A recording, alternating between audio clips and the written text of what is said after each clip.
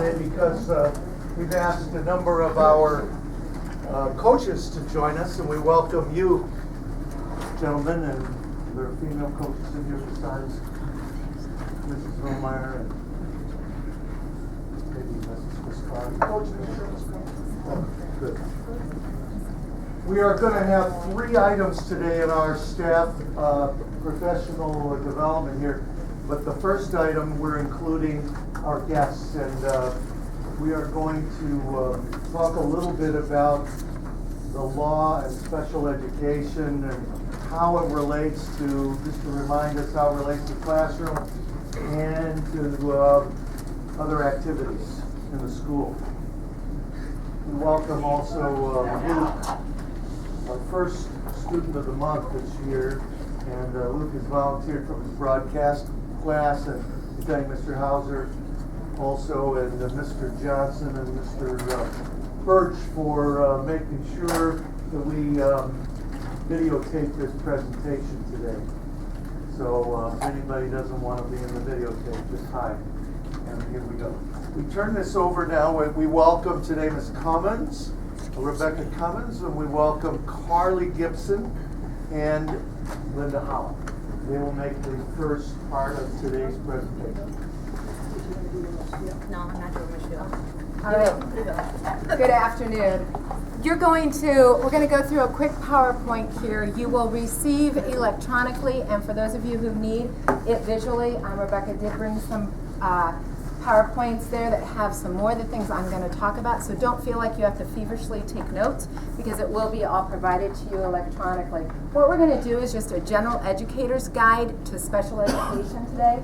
I am Linda Holland. I did graduate from John Glenn. I also taught in John Glenn schools, but I've been gone now 9 years, and I'm looking around and I'm seeing a lot of faces that I don't know. I do see you in the community because I do live here in the community, but it's been fun working with Rebecca and meeting Carly and collaborating on this today.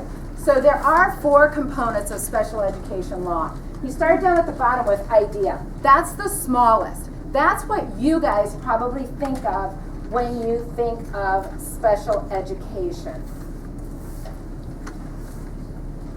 So with that being said, the purpose of IDEA, that's FAPE, Free Appropriate Public Education. It's the law that encompasses that all students have their rights protected, both the parents and the students. But the school also has their rights protected in a way that we need to make sure that we follow with Article 7. Also, it assists states financially.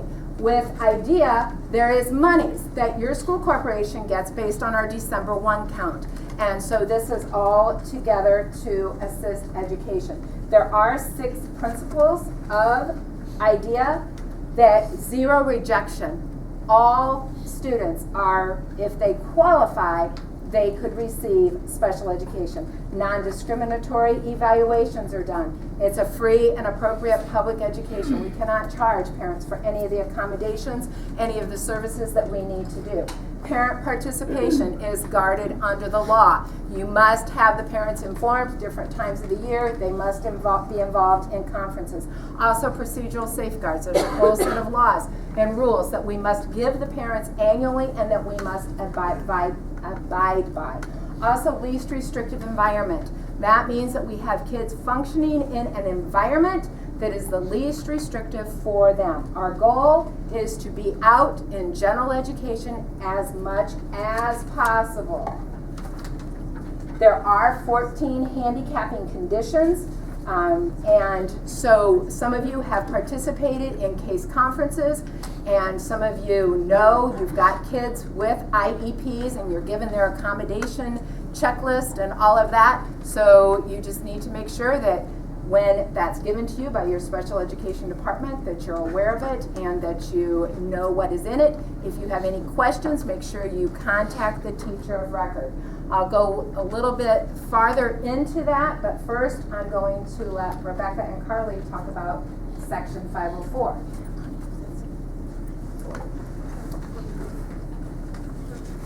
Yeah. Carly's going to pass out a little informational piece for everybody. I want to start with talking about, I guess, the whole purpose, why I'm talking about 504s. I am the corporation 504 coordinator. I also write all of our 504s that come across our desk at the elementary level. With that said, I've had a lot of people ask me like, man, I feel like there's a lot more. There used to not be so much. And I attribute a lot of that to everything's right here now. Parents are Googling, everything. What they're self-diagnosing their children. They're doing all of these wonderful things that make everything just a little bit more difficult for us at our level in education. So with that said, what happens is this. If a parent comes in and says, child needs 504, has this diagnosis of X, Y, and Z, brings in, documentation, has all of these kind of like a little paper trail.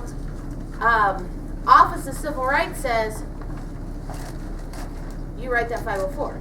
I tend to have lots of conversations with the parents of 504s that I'm providing and creating, and try to stick to things that accommodations, if, depending on what the parent feels the child's needs are, a lot of the accommodations that we are currently providing are not super in depth, other than a little bit lengthier testing time. And that is the, IDOE, state law says if they're doing any standardized testing, they need that. And then, as well as, a smaller test setting if it's a kid that has ADHD and they're easily distracted, even if they're, that ADHD is being attended to through medication. So, those are kind of like our goals, and I say ours, and I speak wholly as the elementary school, when we start writing these 504s. And I think that with parents educating themselves on things, we're seeing a lot more questions come up. Parents coming in, wanting more provisions for their students. And so, we make the appropriate, as we see necessary, accommodations for these students. As I know that you all do in your, if a kid needs a little more time, you give them a little more time if they need. And so that doesn't necessarily have to be covered by a 504, but once that 504 is written, it is a legal binding document that we have to follow. And I jokingly said to someone, I'd rather the IDOE be standing in front of my face than the Office of Civil Rights. So, and that is who protects everybody that has a 504. It's not the IDOE, it's the Office of Civil Rights. So with that said, it's just kind of something to think about. And you are seeing them, some of you are seeing them for some of your high school kids, and we've had some requests this year for more kids that have never had necessarily a 504 before. Now they're at the high school level. It's a little more challenging, and so parents are feeling the need for that. And so as those come across, Mrs. Schmeltz and Mrs. Rippey, will handle those in-house, and I'm kind of the go-to for questions. And I don't know, apparently I'm supposed to be the 504 guru. I'm working on it. So Mrs. Gibson is a kindergarten teacher at North Liberty Elementary, and she has helped put this together. I'm going to kind of hand it over to her. She's working on her admin license, and so this is one of the projects that she decided that she wanted to jump in on. So I'm going to hand it over to her and let her get started. And you can make it full screen there.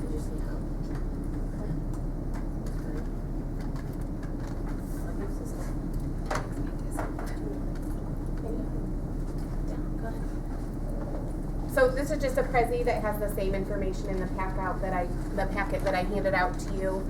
It just kind of goes through, it kind of repeats some of the things that they have already said about a free and appropriate public education. One thing that I really learned about is who is eligible.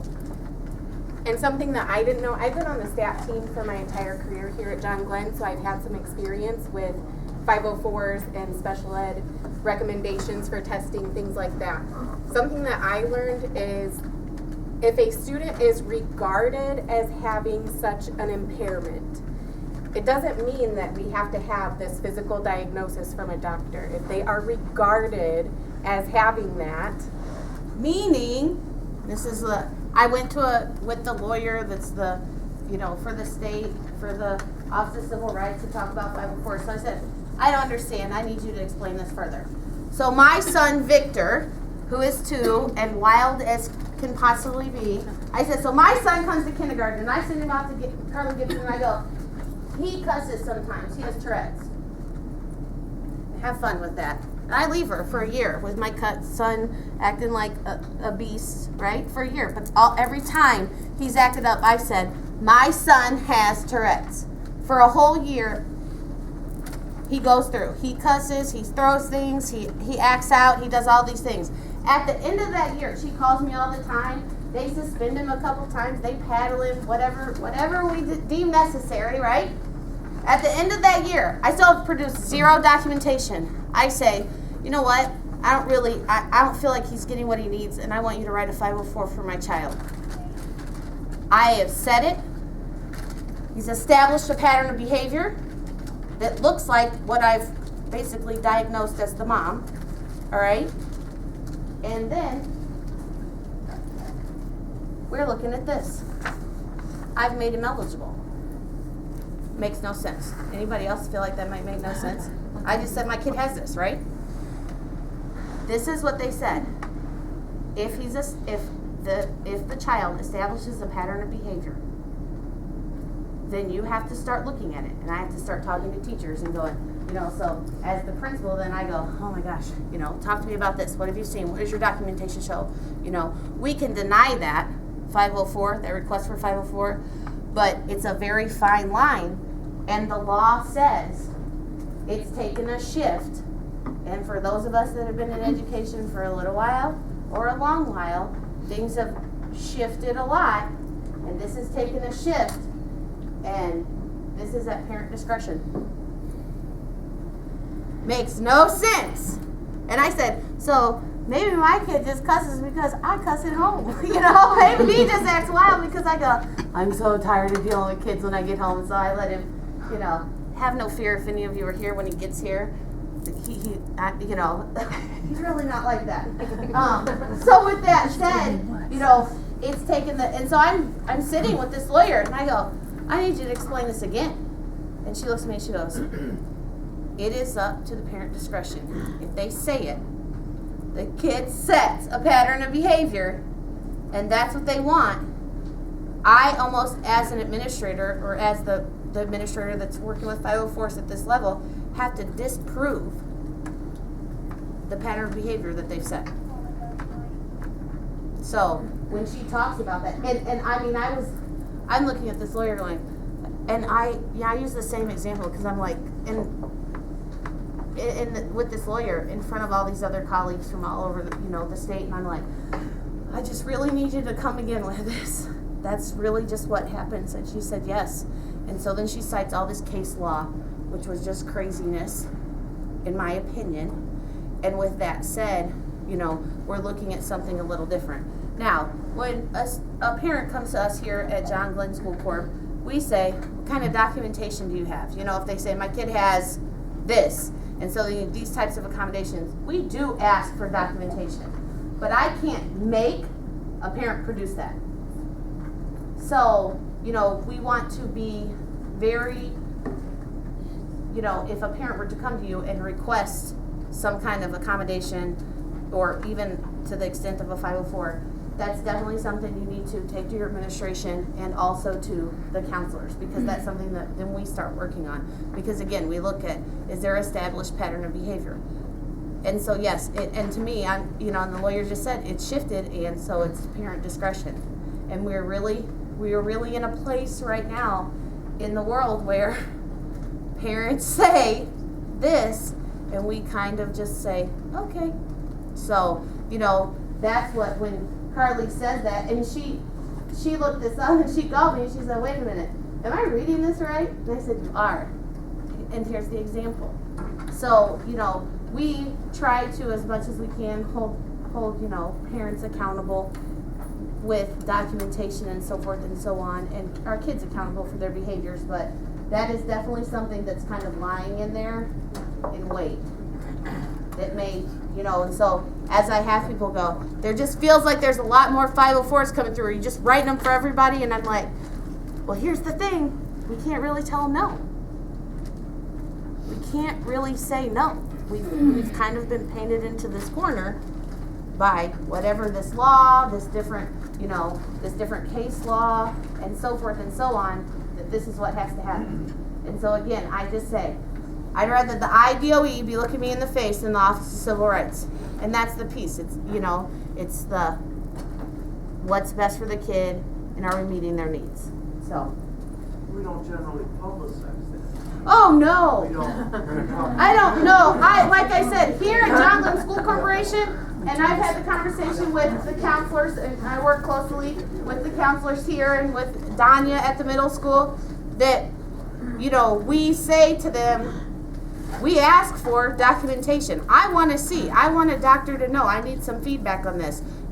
Is there medication involved? And obviously, at this different level, when we're working on the 504s, we can ask some of those more, intimate questions about medications and doctor's notes and things like that. So, but that is a piece. And no, we don't publicize it, because I'm looking at this. I was at this conference in India, and I'm looking at this lady like, you've got to be kidding me. Every single kid could have a, if that's what their parent, if that's what the push was. And this is the thing, I think parents, and I've noticed a lot more. So this is my 16th year in education. So when I started, I didn't know any kids with allergies. Now I have kids with gluten allergy, peanut allergy, to the point of a latex allergy, where we have a kid who everything in the classroom has to be wood and no latex, and if it's in the air, and so I remember when I started there was none, but now there's a lot more. I don't know if doctors are diagnosing a little more, or we see things differently. So I don't know the answers to all those things, but I know that before I just plop out a 504 for a kid and make accommodations, I go and thoroughly talk to teachers, do the legwork, make sure there's lots of input, and so forth and so on. So, and that kind of leads to the broad term of impairment. When you think about an impairment, it can be anything. So when she said any kid could have a 504, you can come up with pretty much anything that you could deem as an impairment. But some of those things might be things that you wouldn't think of, like if a kid has diabetes, they need a special plan, or cancer, epilepsy, allergies, hidden disabilities, and I think allergies are becoming huge. So anything that limits their major life activities, self-care, manual tasks, walking, seeing, speaking, sitting, thinking, learning, just all those things. If a parent comes to you and says, my kid can't sit in that chair all day, and then you start regarding that impairment, then they can qualify for a 504. Ask if you have questions or want to stop us and have any input. Go ahead.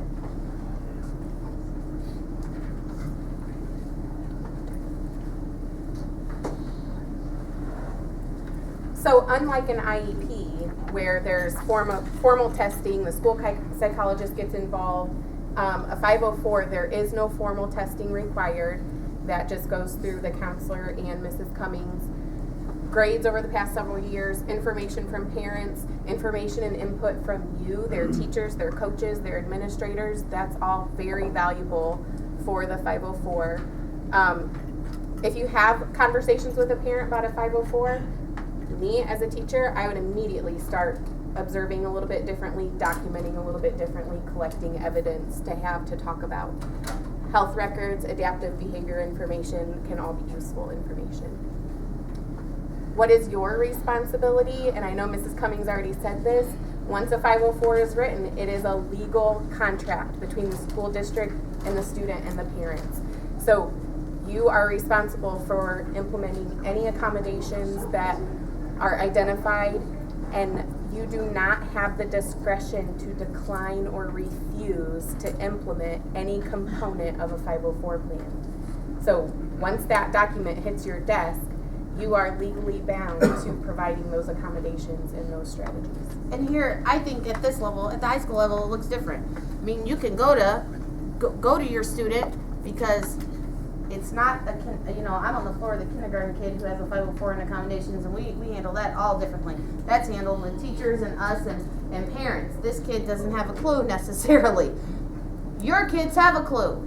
I hope, as far as they have something going on. There's a conversation with the parent. I definitely encourage when 504 is written that there's some kind of conversation. I know that Mrs. Rippey pulled the kid in, kind of went over the 504, talked about it a little bit, and off that kind of 504 went.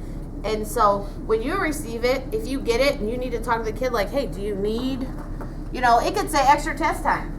Well, they may just need extra time on standardized tests, or maybe they just need extra time on your final. I don't know. Each kid is different. So when it comes across, you go to the kid and you go, hey, you got a minute after class, or just pull them aside and say, here's some of these things. I was thinking about doing this way. Is there a different way that you need it? So opening that conversation up with a kid, because obviously at high school they're a lot more responsible than when I have them in, when we have them in kindergarten through 6th grade. So that's kind of the piece there that is different for you guys, that, you have that conversation with the kid. Again, because the kid knows they have this going on. And then as far as the coaching piece goes, I don't have right now, I can think of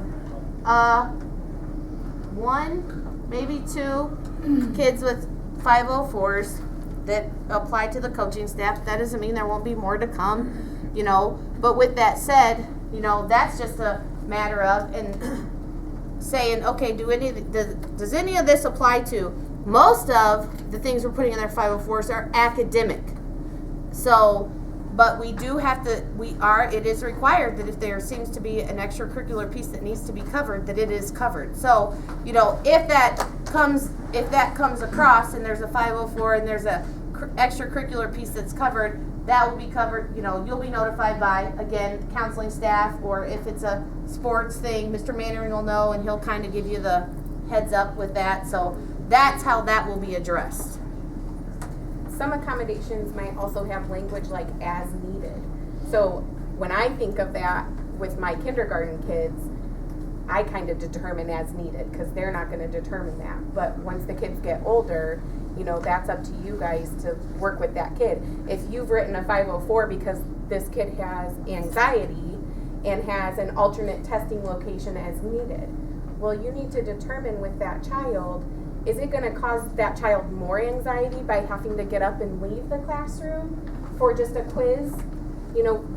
What types of quizzes and assessments do they need that alternate location for? Is it just the end of semester final? Or is it every single time you take a quiz and test? Where I think at the high school level, that's where you can work closely with the parents and the student to make those decisions. I think Mrs. Cummings works really hard not to paint a student into this little tiny box, and to paint you into a little tiny box to say every single time you have to do this, kind of leaving it broad and having As it more needed. of an umbrella as needed, then it can be determined, because we don't want to paint anybody into a tiny box that, to add more stuff on your plate. These are just some accommodations that, and I don't need, mine are very general. Mine are as needed, extra test time.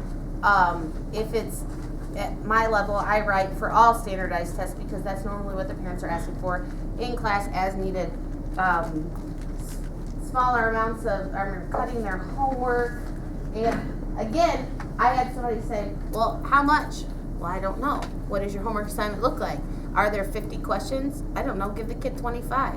I mean, that again, at your level is, to me, would be so much more doable, because it's a conversation you can actually have with the kid, and it makes sense. At our level, you cannot have that conversation, because it's like 5. Okay, great. We're dealing with a whole nother something at elementary, or, so with that said, I think that as tedious as this might feel sometimes, you've got the opportunity to have those conversations with your kids, and you know, they're open to discussing that with you. Student discipline, and this is, again, I haven't written any 504s as of yet that cover discipline issues, but that doesn't mean that that won't happen in the future. And so there may be discipline regulations. So again, that is just something to check for when you get the 504. Are there any discipline things that you need to be aware of? Because again, it needs to be in compliance with that 504. For if a student has extra time on assignments and you are consistently marking their assignments late, you know, that has to be consistent with what's written in the plan. And then your input, like I said earlier, is very valuable. And when these 504s go up for review, be prepared to answer some of these questions. Did the student utilize the accommodations? Were they effective? Does it need to be revised, or can we just continue status quo? Are there other factors affecting the student's academic success? Are they habitually tardy or absent? You know, bring those types of things to the meeting. So it might not get written in the 504, but it can be a discussion with parents at that meeting. With that being said, you know, it talks about talking with the student at this age. For a 504, you know, you can talk with the student, but also I would have some of that same conversation documented with the parents. And if a child is being, or a young student is being covered under IDEA, under special education, from age 14, they're legally required to be a part of that case conference. Again, with a 504, you're more broad. You can write some as-needed things, but you want to just make sure that that documentation is the key. The other thing with the parent, I've been on that side where Rebecca said I'd rather have the DOE down my throat than the Office of Civil Rights. But that's okay, as long as, you know, there's sometimes where parents take it they go off on a tangent, and, you know, we don't have to go that way. If you feel you have the evidence to say, no, this is how we made our educational decisions, this is how we did it, this is why we did it, and we are not violating the law. Yes, when I sat down at the table with the two OCR lawyers and I was interviewed and stuff, I knew there were things that we were not compliant with, and those were the, you know, okay, the bathroom. The bathroom was not ADA compliant. I knew that, but I wasn't violating any child's rights because at that time I didn't have any child in that environment that was in a wheelchair. But those are the things where we pick and choose. The other thing is the parents. My mantra this year is that, you know, the parent, I want them on the bus with me, but I would like to have the school driving the bus. You know, the parents can ask for all of these things to be put in a 504. The parents can ask for things to be put in an IEP. And the school needs to step back and think it through and decide how you can link it to the educational component. So yes, have that parent with you, but once they start driving the bus, then they drive a little fast. And sometimes it's not in the right direction. And there's times where you come to that path and the parent wants to go this way and the school wants to go this way, and it's okay. That's where you contact your administration. I said it had been 9 years since I left John Glenn, but I didn't tell you what I'm doing. For those of you who didn't know me, I am the director of Jessie, which is over special education. 504, when we reorganized 5 years ago, 504 went back to the local school and their responsibility. We did have a 504 coordinator in our office, but the local superintendents decided that they wanted local responsibility, so that's why Rebecca is fulfilling that. So under 504, then we're going to move on with American with Disabilities Act. What this is 504 extended to employees and to businesses. So if you have a medical condition that you need accommodations, you're having that meltdown, whatever, that, you know, you need those.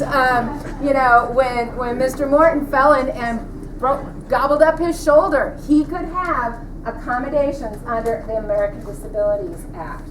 So everybody is protected I there. have my 504. Yeah, you should We're have. constantly working on Mr. Morgan's 504. Then one of the last things that went into place was the Elementary and Secondary Education Act with ESSA. The purpose of this was signed into law by Lyndon Johnson. It established Title I. So with that being said, then it went into some other things you'll probably heard. ESSA was reauthorized to be No Child Left Behind. So then we went with those years of No Child Left Behind. Now it's being reauthorized to be Every Student Succeeds Act.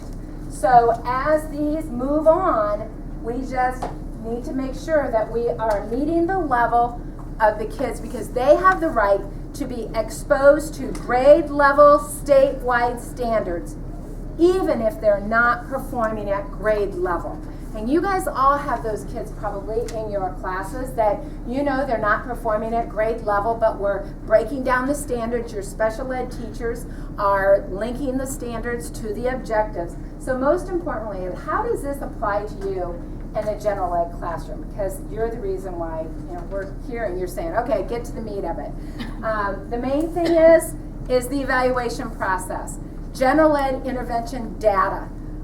Keep your data. When parents call in and they request testing, it must have been, I always link things to news shows or something on Facebook or things, because it's like if one parent's going to ask for testing this week, we get 5 calls. I know I talked with Sarah earlier this year, and she's like, gosh, I've only had like 1 or 2, and now I've had like 6. I don't know if that was the number, but it just like, it was 8? I'm up to 8 now. She's up to 8. A request for testing at the high school level, and this is the thing. We try to, when I say we, I'm talking about collectively as a whole, because I split between Liberty and Walkerton, for those of you that don't know. And so my staffs as a whole, we try to knock that out before they hit 3rd grade. Here's the kicker. We have kids that are coming to us from other places, and they're coming late. They're not starting with us in kinder. So we have, as it looks like we have, because I'm going, how did we miss 8 kids, Sarah? And then she starts rattling off their names, and I'm going, yeah, some of these haven't been with us. And so when we have a John Glenn kid that starts with us, everybody at the elementary level in both of my buildings works feverishly to start documenting, collecting data, and getting those kids identified as needed by 3rd grade, 4th grade at the latest. It's not often that they slip by us and they get into, so this is a very, but again, things have shifted, times are changing. And it used to be when parents asked for special ed testing, we could not deny it. Back when I was teaching, when I went into administration, now it is okay to deny it, but you have to go through a process. There's of course paperwork to deny it, and then if the parents don't agree with it, there's that whole cyclical thing that is spelled out in the law. But your role is to be a part of that multidisciplinary team. You need to monitor their progress in the general ed curriculum. You need to participate in the development of the IEP or the 504. So if you get an email that says, we're going to have this meeting, please do your best to try to participate. If you can't physically be there, please give them all the documentation. Make sure that you assist in the determination of appropriate positive behavior interventions, and also assist in the determination of supplementary aids and services. What do they need? If you're hearing a parent ask, I want an aid, I want an aid, I want an aid, then you say, but gosh, when we do this, they're doing it on their own. So give that data back that you have to help support the school.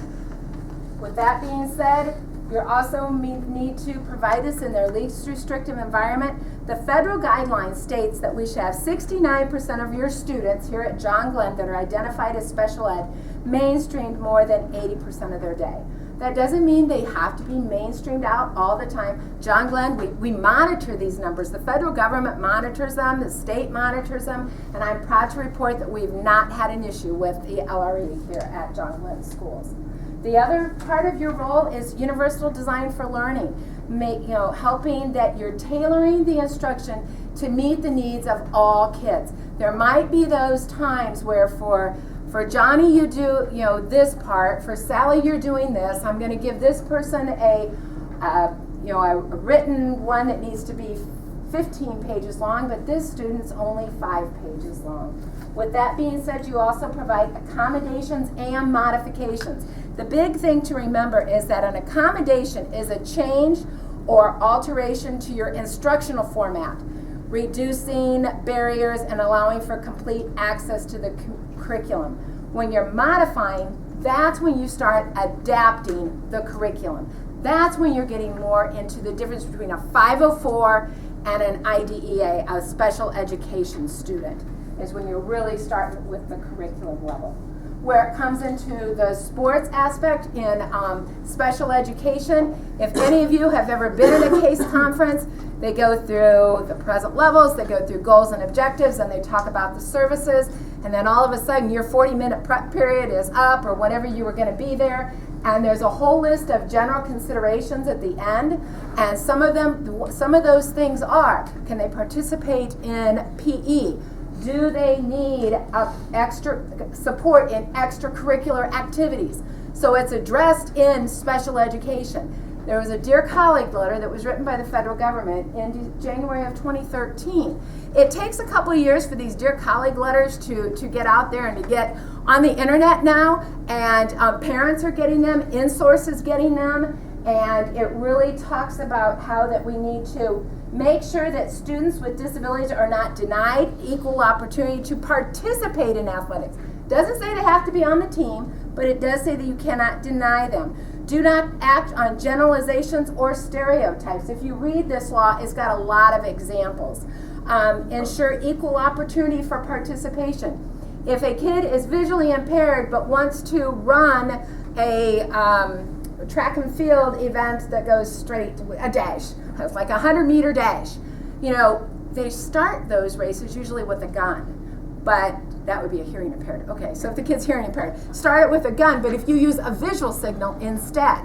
Of course, those are accommodations in practices that they were doing, and then sometimes they're taken into the surrounding meets. Are those going to be done? It all needs to be agreed upon prior to, and when you're practicing, make sure that your students have the option to participate with non-disabled peers to the maximum extent possible. OCR, Office of Civil Rights, is committed to working with parties to ensure that students are provided an equal opportunity to participate in extracurricular activities, meaning they are more than willing to side up with the parent. Which is fine. We're more than willing. If the school is doing what they need to be doing and you have the documentation and we feel that we're not violating a student's civil rights, we, the administration, will stand behind you quicker than quick. What we want to take away from this is coaches are to be aware of students' 504s or IEPs. Work with your athletic director. We've worked with Chris, and he's very much aware of this, and we will just more or less take it on a case-by-case basis, but remember that you should be there. Your role, you're here to encourage, to believe, to champion, to advocate, to challenge, and most of all, to see the possibilities in the kids. So with that being said, there's some references to where some of this came from, and also some credit to some people who are currently working on